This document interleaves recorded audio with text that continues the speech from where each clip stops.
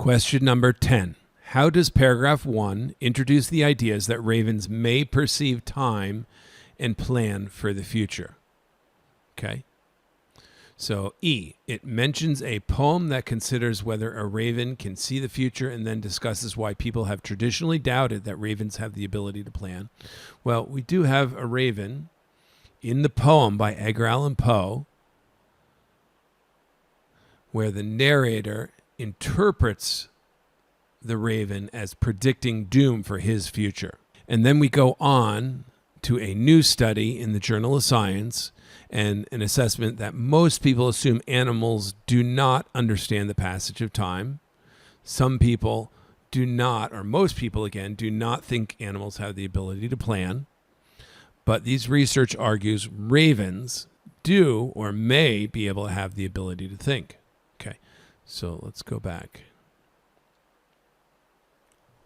It mentions a poem that considers whether ravens can see the future and then discusses why people have traditionally doubted that ravens have the ability to plan. I don't think it discusses why people have the ability.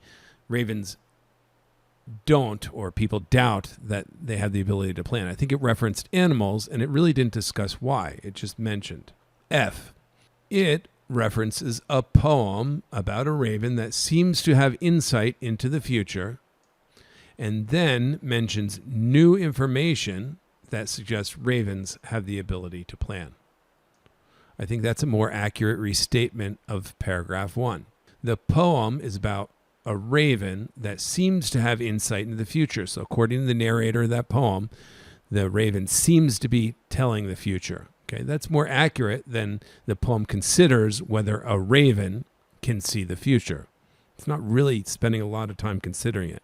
So F is more accurate to the first part of the text. And then it mentions new information.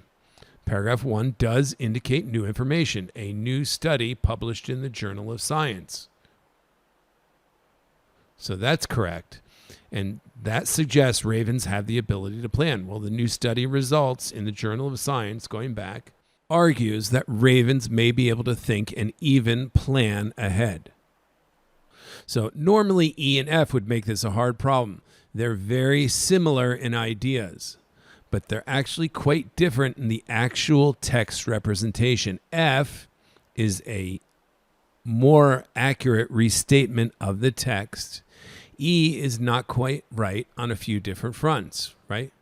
There's one big difference between E and F I missed a second ago. It's simply that E mentions or supports how people doubt ravens have the ability to plan.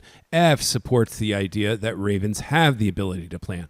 The question condition in paragraph 1 is asking for which idea supports the fact that ravens may plan for the future. F is the better answer between E and F. But this is going to be a tricky problem for most students, I think, between those two choices.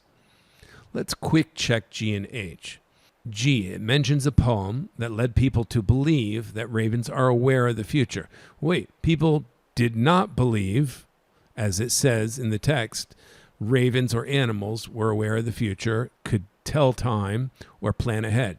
So this is false according to the text. And by the way, the poem itself did not lead people to think that. The text does not say that. The poem is responsible for what people believed. G is incorrect. H, it references a poem about a raven that predicts the future. Well, wait a second. No, it's not that the narrator thinks it's talking about the future. This one says it predicts the future. That's not true. We don't know if that's the case or not. That's too definitive. And then describes the importance of differentiating ravens' instincts from their ability to plan. Okay, that's a dead giveaway, because the differentiating ravens' instincts versus their planning was an issue that was addressed in later paragraphs, not paragraph 1. So G and H are relatively easy to eliminate. E and F will be very tricky for most students, but again, if we focus on the specific details and compare them to the text, we'll see F is a better representation of the text. And that is the correct answer for 10.